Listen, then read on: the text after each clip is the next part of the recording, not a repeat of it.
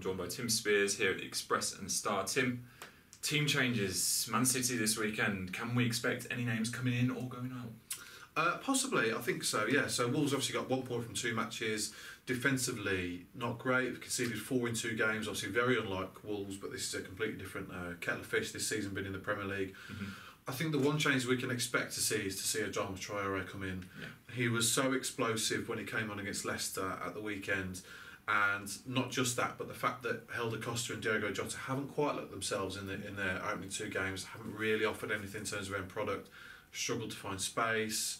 They don't look like the free-flowing players that they were towards the end of last season, certainly in Costa's case. And Jota, obviously top scorer last season. We expect him to improve, but he's made a slow start. I would say Costa's the one that's vulnerable, and Traore is probably the one that comes in.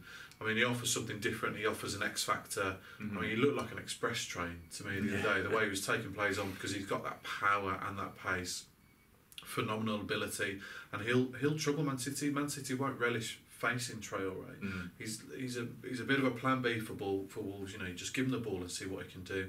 And you could argue that as an impact sub, he might make a huge impact. But for me, he's got to start. Costa hasn't offered enough in the first 2 games. Cavallero's still out injured. I'd bring in Traore. Elsewhere, perhaps a bit more protection in midfield. Yeah. The back 3, I mean, you'd say Ryan Bennett would be the most vulnerable of the back 3 to drop out because he didn't start in pre-season. Roman Sace played there, but Ryan Bennett's been the pick of the back 3 in the first 2 games. So I think it'd send out a bad signal if you were to drop him at this point. Cody and Bolly, not themselves in the first 2 games, but I would back them to improve. But there's a question in midfield. You know, João Moutinho and Ruben Neves, exceptional ability. They're great on the ball, excellent at playing the ball forward, but they haven't got that bite, and they're not really players to stick a boot in. That's just not their kind of game. So you look at perhaps bringing in Leander Dendoncker.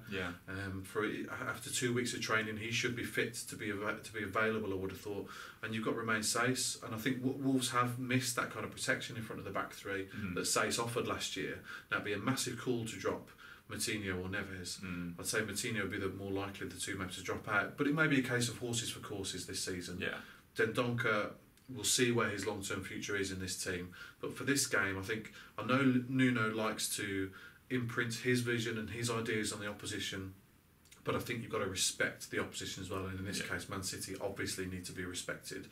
And it may be a case of Wolves trying to contain them more than hit them on the front foot and attacking from the off. So I think there may be a case for bringing in Dendoncker or Sace perhaps for Moutinho. But it'd be a big call because Moutinho's did very well in the first 2 games and offers so much. No, that's it. On social media, there was a lot of questions regarding Wolves.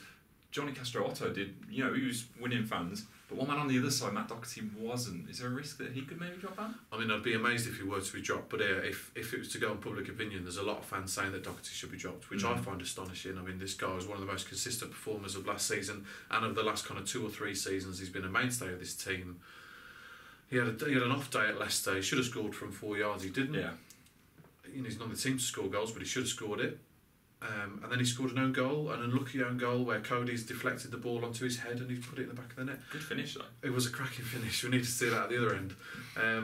But the rest of his game was pretty good. He was effective in the final third, and defensively he struggled against Tomorrow Gray early on, but then they got hold of him. So he actually didn't have the worst game in the world. It just doesn't look great if you watch the highlights on Match of the Day. But if you're actually there, then I think you'll know that he didn't have a terrible game.